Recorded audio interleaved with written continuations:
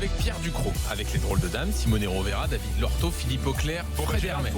Oui, alors attendez messieurs, il nous reste une demi-heure d'after. J'en appelle à la plus grande discipline vous concernant pour que tout le monde soit heureux à la fin, pour qu'à minuit, j'ai pas des appels des uns et des autres pour dire j'ai parlé que 5 minutes, j'ai parlé qu'un quart d'heure, j'ai parlé de machin et tout. Daniel il nous a coupé, Daniel est insupportable, etc. Donc, faisons en sorte. Non, mais ça c'est l'appel classique que je te fais tous les lundis soirs, ça. C'est normal. Fred, tu t'en fous, Fred, t'es payé le même prix de manière si tu parles 5 minutes. Alors, et pas beaucoup d'ailleurs. faisons dans l'ordre. Et la conscience professionnelle, monsieur. Par l'histoire de Séville, j'avais raison. Alors, Simone Rovera, avant d'accuser les gens, regarde, parce que pour l'Italie comme pour l'Espagne, le 7e n'est pas qualifié. Il doit passer 2 tours préliminaires. ah d'accord, ok. Va jouer il quand va, même. ok. Va Et le jouer. 7e, C'est pas pareil, t'es pas qualifié directement pour Alors, pour très l'Europa bien. League. Non, mais Ça, c'est vraiment, vrai, c'est vrai. Ça, c'est Voilà, fait. c'est pour fait. ça. Ensuite, Voilà. avant Voilà, Simone. le séisme, Maxime Bossis. Le séisme, y a-t-il 5 meilleurs latéraux que Bossis? David nous parlait de Cologne. Bon, on a fini sur Cologne, non David? Oui, alors simplement pour dire que c'est marrant parce que Cologne fait l'ascenseur vers le bas. Oui. Cologne fait l'ascenseur vers le bas au moment où une ville qui est Düsseldorf, une jolie petite ville du nord-ouest de l'Allemagne, Remonte. qui est à quelques kilomètres de Cologne, Düsseldorf qui monte pour la 6e Nuremberg fois. aussi remonte. Non, charmante Daniel, ville. tu vas le laisser finir des phrases, D'accord, s'il te pardon. plaît. Düsseldorf qui monte pour la 6e fois avec un entraîneur qui lui aussi monte pour la 6e fois. C'est un record absolu évidemment en Allemagne. C'est la légende Friedhelm Funkel, alors pas très connu en France, mais qui fait Oui, monter ça, je te le Düsseldorf confirme. pour la petite histoire. Et sachez On que connaissait puisqu'on la parle de Frida. Cologne, puisqu'on parle d'un club mythique. David, avec je veux bien Cologne me battre qui est- pour toi, mais il faut m'aider un peu à un moment. J'essaie, hein. Si, Brad Friedel, mais avant bon, il était gardien de but en Il nous Angleterre. parle Brad de Friedel. quelqu'un que personne Rien à connaît. voir, Daniel. Simone Garfunkel. Non, il n'y a pas un Bon, chanteur. allez, non David. Si, c'est Simon Garfunkel, bien sûr. Cologne qui descend, c'est que c'est la meilleure ambiance de Bundesliga. Je crois qu'il n'y a pas de discussion là-dessus. Et il y a un autre Non, d'ailleurs, poids n'en lourd parlons du pas. foot allemand qui descend, qui était champion il y a 20 ans. C'est Kaiserslautern qui descend deuxième en 3e division. Champion il y a 20 ans, de Yuri Djorkaeff, absolument. Eh Ça oui, fait quand effectivement, même ouais. beaucoup de bruit en Allemagne. Ils ont été champions d'ailleurs. Hein. Les Dans Diables les ont années joué 90, 4 fois. Kaiser Soze là. Alors, 51, David, 53, je te 91, laisse 98. 30 secondes pour dire un mot sur Reus et Götze qui se réveillent à Dortmund. Oui. Alors, il y en a un qu'il va falloir suivre, parce que Dortmund jouait le Werder Brême ce week-end et n'a fait que un partout. Il y en a un qu'il va falloir suivre, c'est le milieu de terrain danois Thomas Delaney, qui va faire des misères à l'équipe de France pendant la Coupe du Monde, je vous l'annonce. Mais Ah, en plus d'Eriksen, dis donc ça fait 2 à alors. côté de ça, à Dortmund, on est en train de retrouver Götze, qui retrouve un peu la forme. Et je me suis fait un peu rudoyer par les tweetos ce week-end, parce que pour moi, il n'est pas encore du tout à son top, Mario Götze, mais il revient bien. Et Marco Reus, encore fabuleux, formidable, magnifique ce week-end, dont on ne peut que souhaiter évidemment qu'il soit apte physiquement pour disputer la Coupe du Monde. Enfin voir Marco Reus dans un grand tournoi, parce que quel joueur. Magnifique. On est bon, David? On est allé au bout. Ça va, je t'ai pas trop coupé, t'as pu dire tout ce que tu voulais dire? Ça va, Parfait, t'as été très monsieur. sympa avec lui. Très bien, ouf. Alors, juste J'ai avant peur, la vie hein. tranchée de Philippe Auclair en Angleterre, il y a pas mal de messages sur le hashtag RMC Live qui nous demandent, mais allez-y, demandez à vos drôles de dames, elles sont avec vous. Qu'aurait donné le fameux like de Meunier, donc on est dans nos petites affaires françaises là. Hein. Meunier qui like le tifo de l'OM et donc d'un Donc club à Philippe, rival. tu demandes un mec d'Arsenal qui fait ça sur un tifo de Tottenham. C'est impensable chez vous un truc En- comme ça, en- ou est-ce en- qu'il y a eu un exemple de la sorte qui vous vient comme ça? Non. Philippe, non? C'est J'ai pas impossible. d'exemple qui viennent, je sais pas quelle serait la réaction, je n'ai pas d'exemple qui me viennent, non, à l'esprit. D'accord, oui, parce que la question se pose Fred, pas. un mec du Moi Real non qui plus, fait ça sur un mec du Barça. Oh non, ça serait très mal vu, mais ça me dit rien là. Ça me dit rien. Il y avait une histoire, alors ça n'a rien à voir, c'est que Isco était en train de faire un barbecue l'année dernière avec des copains, et il y avait un paquet de chips avec l'écusson du Barça, ça avait fait scandale. Ah bah bien sûr, Ah bah voilà. Bon, évidemment. Tu sais, c'est Surtout des des trucs chips, comme ça, prendre des parce qu'il chips, avait ramené des surtout des potes chips. Ah, le problème, c'est pas le barbecue ni les chips, c'est que ce soit du Barça. Les Eh chips oui, du c'est Barça, ça, parce qu'on si voyait, on parce que tu vois, sur un coin, normal. mais tu vois une table quand tu fais un barbecue avec le bordel et tout, il y avait un petit paquet de chips, et puis il y avait c'est des chips, tu vois, ils ont Moi je dirais ça même se ça trouve, doit aller plus loin. Le supporter du Real peut pas manger des chips Lay's parce que Messi fait la pub. Peut-être. Ah oui, à ce point-là. Ouais. Ah, mais je suis sûr Messieurs, que- je on suis sûr avance. qu'il y a Et, des questions, c'est et en ce que- Allemagne, entre Schalke et Dortmund, pareil, en Italie évidemment. Ah oui, bien sûr. La saison dernière, un joueur de l'Inter était allé avec ses anciens coéquipiers avec des Juve Barcelone. Il s'est fait défoncer sur les réseaux sociaux parce qu'il était au Juventus Stadium, même si apparemment il était un peu plus pour Barcelone, mais il a fallu qu'Icardi prenne sa défense, sinon les supporters de l'Inter l'avaient tué. Et la contre- rivalité, c'est Inter-Juve. Par contre, il y a un truc dont on parle Voilà, parce que pas mal de gens sur Twitter m'ont posé la question et ont posé aux différentes drôles de dames. Est-ce que ce qui se passe entre les présidents de clubs français sur Twitter, ce serait possible en Espagne ? Sur Twitter, j'ai jamais vu ça. Je vois pas le président de l'Atlético, du Real ou de Barça faire ça. Très bien, messieurs, on y va, on enchaîne avec l'Angleterre. Ou d'un certain club de rugby que je ne citerai pas, que j'ai pas besoin de citer. Eh ben, ne le cite pas. Jingle, au clair, on y va. Attends. La main de Thierry Henry, c'est pas la main du diable également ? Alors, Philippe, Absolument. avis tranché sur Manchester City. Oui, on va faire vite parce qu'il y a une énorme actu en Angleterre ce week-end, mais l'avis tranché, c'est à la suite de ce que j'ai vu au London Stadium, qui au passage est le plus laid stade de la planète, le stade que vous devez éviter, le club où il ne faut pas aller. J'ai vu une équipe de Manchester City qui m'a de nouveau impressionné énormément, et qui m'a impressionné surtout par sa concentration, par le fait qu'il n'y avait absolument aucun relâchement dans l'effort pour aller chercher des points, des buts, battre tous les records possibles imaginables, concentration énorme. Dans les 10 dernières minutes, tu voyais des joueurs qui devraient se préserver peut-être en vue de la Coupe du Monde, puisque la plupart y seront, et qui faisaient des sprints de 40 mètres pour aller récupérer le ballon alors qu'ils menaient 4 buts à 1. Et ce que ça m'indique, quant à moi, c'est que ce Manchester City, à mon avis, est parti pour une phase d'hégémonie en Angleterre.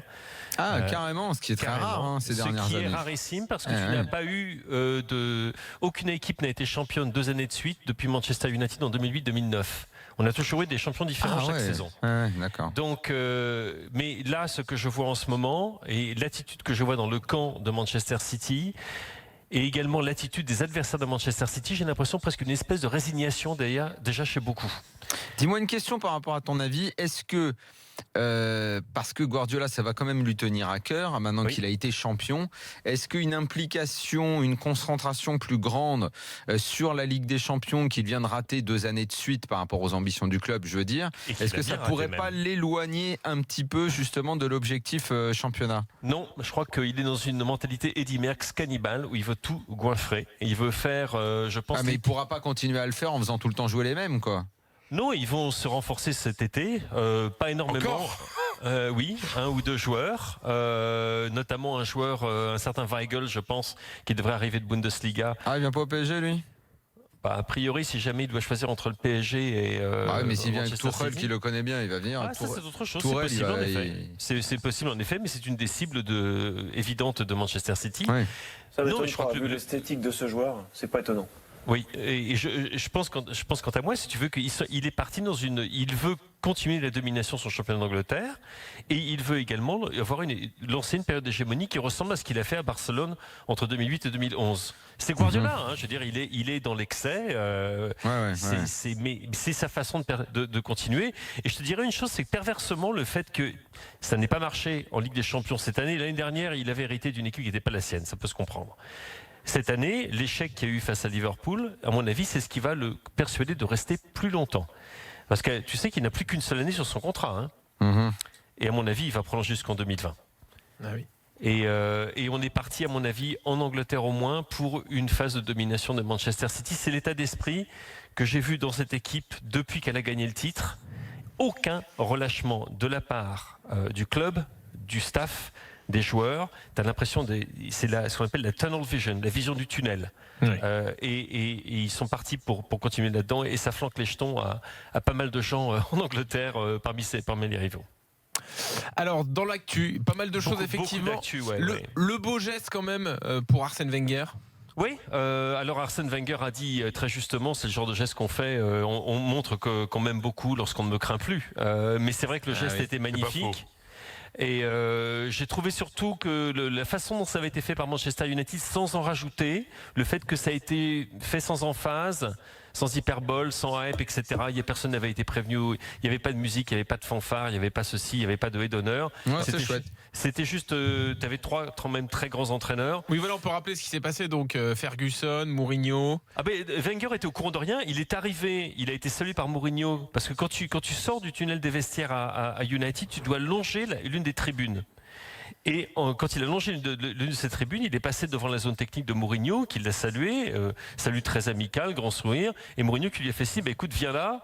Et ils sont allés sur la ligne médiane où est venu également Sir Alex Ferguson avec une coupe, un vase en argent qui est très simplement écrit de la part de Sir Alex Ferguson, de la part de Manchester United, Alex Ferguson et José Mourinho pour Arsène Wenger en remerciement, en hommage à tout ce qu'il a accompli avec Arsenal. C'était quand même très très classe. Formidable, moi je trouvais ça super.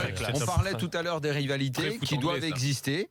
Qui ont existé entre ces deux clubs, même si elle était conjoncturelle et peut-être pas historique. Et puis entre les hommes aussi. Mais respect, on se serre la main et je trouve ça formidable. Et pourtant, entre Mourinho et Wenger, putain, Dieu sait qu'ils se sont mis sur la gueule. Très bien. Entre Ferguson et Wenger, maintenant c'est une amitié. C'est même plus de la complicité, c'est une vraie amitié qui s'est liée entre les deux hommes. Et puis derrière, bon, Arsenal n'a pas été ridicule. On en reparlera peut-être dans la semaine avec l'Europa League. Ouais.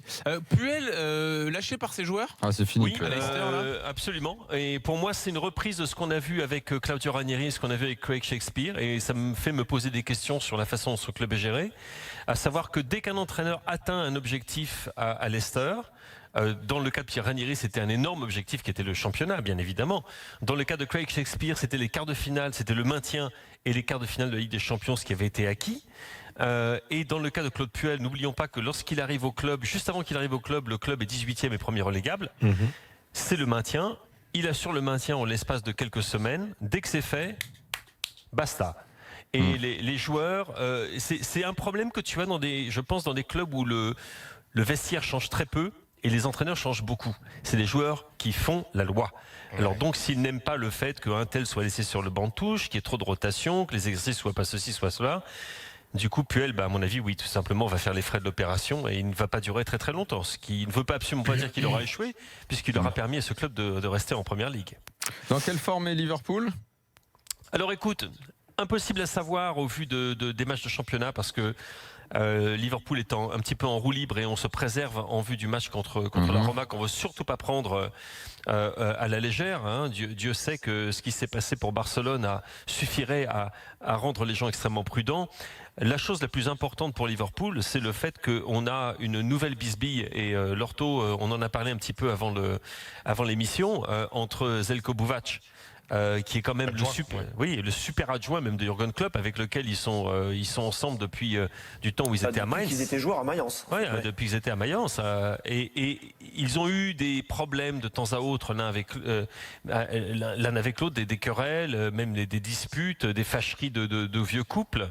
Mais en l'occurrence, là, jusqu'à la fin de la saison, on dit que c'est pour des raisons personnelles. C'est peut-être pas évident. Buvac ne sera plus avec Jürgen Klopp. Ah ouais. Oui. Et on sait ce qui s'est passé exactement. En fait, Buvac, il y a même des petites rumeurs un peu croustillantes. Buvac, non, alors c'est pas croustillant malheureusement. Enfin, je sais pas si c'est malheureusement ou pas, mais Buvac est très très vexé que dans les derniers temps, Klopp s'appuie davantage sur d'autres adjoints, comme par exemple son vidéo analyste. Ça fait vraiment, je suis d'accord avec Philippe sur le côté vieux couple parce que il communique moins. C'est comme si un peu hiérarchiquement, il était descendu de premier adjoint à deuxième ou troisième adjoint. D'accord. Et visiblement, ça lui plaît pas du tout. Il avait pas un peu la grosse tête, ce Buvac ? Ok, c'est un jeu de mots. Je l'ai pas. Bouvard, je l'ai pas. Oui, les grosses têtes. Mais il est en forme ce soir. Il a envie de faire des blagues. Bon, et un mot de l'Écosse, Philippe, vite fait, pour finir. Oui, deux choses en Écosse. Le Celtic qui est champion pour cette fois consécutive avec le doublé de Hudson-Edouard dans le match qui donne le titre contre les Rangers. C'est un super match d'un joueur que j'adore qui est Olivier Ncham. Donc 3 Frenchies qui sont champions d'Écosse, puisqu'il faut ajouter Moussa Dembélé bien évidemment. Et puis c'est pas encore fait, je ne pense pas que ce soit encore fait, mais la nouvelle la plus surprenante du week-end pour moi, c'est Steven Gerrard qui est sur le point de devenir entraîneur des Rangers.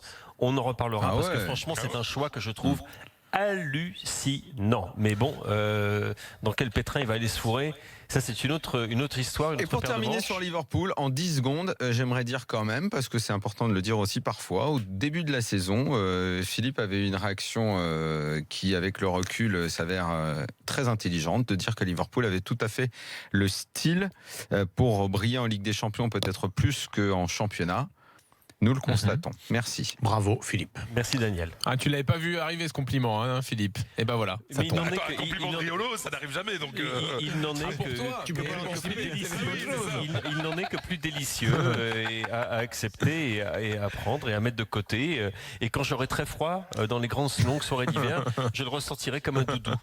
Magnifique. Non, surtout que je vois souvent sur les Fred. réseaux sociaux qu'on reproche des trucs à Philippe qui sont d'une stupidité sans nom, Ah oui. qu'on transforme parfois des mots qu'il a dit, mais malheureusement Bon. c'est très difficile Allez. de mettre des nuances qu'on avance. à notre Oui, époque. effectivement, c'est Donc terrible. voilà. Le monde est terrible. Le monde bat en couille. Non, le et monde tout, n'est c'est pas du tout terrible. terrible. On va tous chialer, c'est pas Non, mais possible. tu chiales si t'as envie, mais parfois Oui, il y a des oui. choses importantes à dire, Jean-Louis, malgré Mais- ton petit ton bobo, plein de dérision là, parce que c'est très à la mode. obsession de l'horloge. Là, toi, si tu compliment. continues avec ce petit ton, tu vas finir au quotidien, toi. Mais rien à voir. Non, Vas-y, Puis c'est pas grave. hein, Il y a des choses Ah, plus si, graves ah dans la bon, vie. bah, mais franchement, j'essaie Non, mais le d'imaginer compliment était un parfait, mais doudou à après la la tête de sortie sur les Daniel. réseaux sociaux, non. On aurait Ah, pu parce que je vois bien Philippe qui parfois essaye de mettre des nuances et malheureusement il n'y arrive pas. Oui, oui, non mais je sais. Enfin, il mais- n'y arrive pas, non, mais on le les comprend couplet pas, je de veux il n'y a dire. plus de nuances possibles Ah, dans la mais ça, c'est société vrai. aujourd'hui. Mais ça, c'est vrai. Et je sais, mais on l'a déjà entendu Et 100 alors fois celui-là. Donc Ah voilà. oui Non, mais moi, Et j'essaie moi je pense à d'imaginer un Simonet qui a doudou. plus beaucoup de temps. Allez, Simon. Il aurait laissé finir Daniel, c'était fini depuis une minute. Ah aussi. bon, c'est ma faute. Ben voilà, Oui. exactement, c'est ta Fred, faute. tu voulais dire un mot quand même Non, il veut Parce pas, que c'est j'essaie Simonet d'imaginer maintenant. Daniel en doudou, en peluche et trucs, ça fait Oui, ça fait c'est drôle ça. quoi. Dans un instant, l'avis tranché de Simonet sur le championnat qui était passionnant jusqu'à ce week-end.